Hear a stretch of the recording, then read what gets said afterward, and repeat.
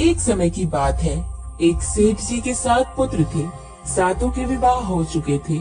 सबसे छोटे पुत्र की पत्नी श्रेष्ठ चरित्र की विदुषी और सुशील थी, परंतु उसका कोई भाई नहीं था। एक दिन बड़ी बहू ने घर लीपने को पीली मिट्टी लाने के लिए सभी बहुओं को साथ चलने को कहा, तो सभी डलिया और खुरपी लेकर मिट्टी खोदने लगी। तभी वहाँ एक सर्प निकला, जिसे बड़ी बहू खुरपी से मारने लगी। यह देखकर छोटी बहू ने उसे रोकते हुए कहा, मत मारो इसे, यह बेचारा निरीह है। यह बात सुनकर बड़ी बहू ने उसे नहीं मारा। तब सर्प एक ओर जा बैठा। तब छोटी बहू ने उसे कहा, हम अभी लौट कर आती हैं, तुम यहाँ से जाना मत। यह कहकर वह सबके साथ मिट्टी लेकर घर चली गई और वहाँ काम काज में फंसकर सर्प से जो वादा किया था उसे भूल गई। उसे दूसरे दिन वह बात याद आई तो सबको साथ लेकर वहाँ पहुँची और सर्प को उस स्थान पर बैठा देखकर बोली, सर्प भैया नमस्कार। सर्प ने कहा, तू भैया कह चुकी है, इसीलिए तुझे छोड़ देता हूँ, नहीं तो झूठी बात कहने के कारण तुझे अभी डस लेता। वह बोली, भैया मुझसे भूल हो गई, उसकी क्षमा मांगती हूँ। तब सर्प बोला, अच्छा तो आज से मेरी बहन हुई और मैं तेरा भाई हुआ, तुझे जो मांगना है मांग ले। वह बोली, भैया मेरा कोई नहीं है। अच्छा हुआ जो तू मेरा भाई बन गया। कुछ दिन व्यतीत होने पर वह सर्प मनुष्य का रूप धारण कर उसके घर आया और बोला कि मेरी बहन को भेज दो। सबने कहा, इसका तो कोई भाई नहीं था। तो वह बोला, मैं दूर के रिश्ते का भाई हूँ, बचपन में ही बाहर चला गया था। उसने विश्वास दिलाने पर घर के लोगों ने छोटी को उसके साथ भेज दिया।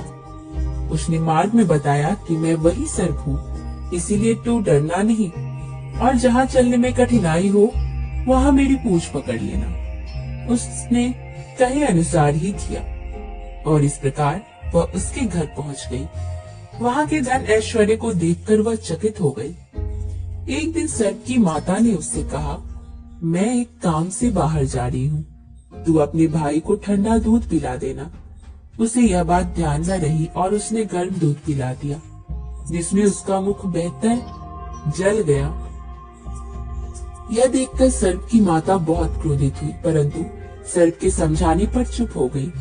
तब सर्प ने कहा, बहन को अब उसके घर भेज देना चाहिए। तब सर्प और उसके पिता ने उसे बहुत सा सोना, चांदी, जवाहरात, वस्त्रभूषण आदि देकर उसके घर पहुंचा दिया। इतना सारा धन देखकर बड़ी बहू ने ईर्ष्या से कहा, तेरा भाई तो बड़ा धनवान है, तुझे तो उससे भी और भी धन लाना चाहिए। सर्प ने यह वचन सुना तो सब वस्तुएं सोने की लाकर दे दी। यह देखकर बड़ी बहू ने कहा, इन्हें झाड़ने की झाड़ू भी सोने की होनी चाहिए। तब सर्प ने झाड़ू भी सोने की लाकर रख दी।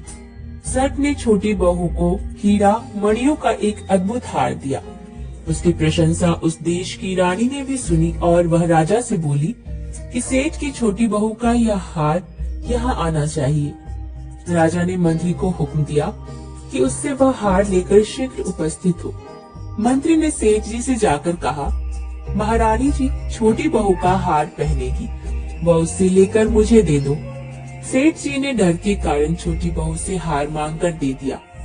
छोटी बहू को यह बात बहुत बुरी लगी। उसने अपने भाई को याद किया और आने पर प्रार्थना की, भैया रानी ने हार छीन लिया है, तुम कुछ ऐसा करो कि जब वह हार उसके गले में रहे तब तक के लिए सर्प बन जाए और जब वह मुझे लौटा दे तब हीरो और मणियों का हो जाए। सर्प ने ठीक वैसा ही किया।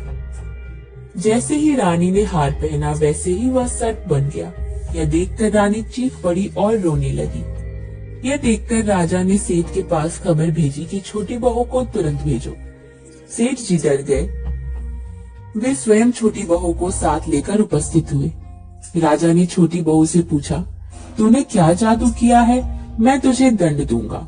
छोटी बहू बोली, राजन धृष्टता क्षमा कीजिए, यह हार ही ऐसा है कि मेरे गले में हीरो और मणियों का रहता है और दूसरे के गले में सर्प बन जाता है।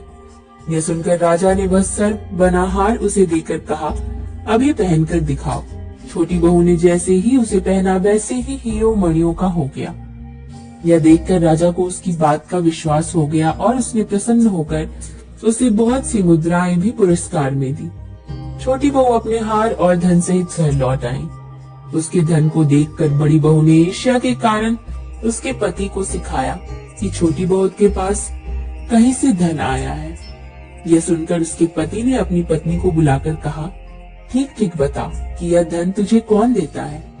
तब वह सर्प को याद करने लगी। तब उसी समय सर्प ने प्रकट होकर कहा, यदि कोई मेरी धर्म बहन के आचरण पर संदेह प्रकट करेगा तो मैं उसे खा लूंगा।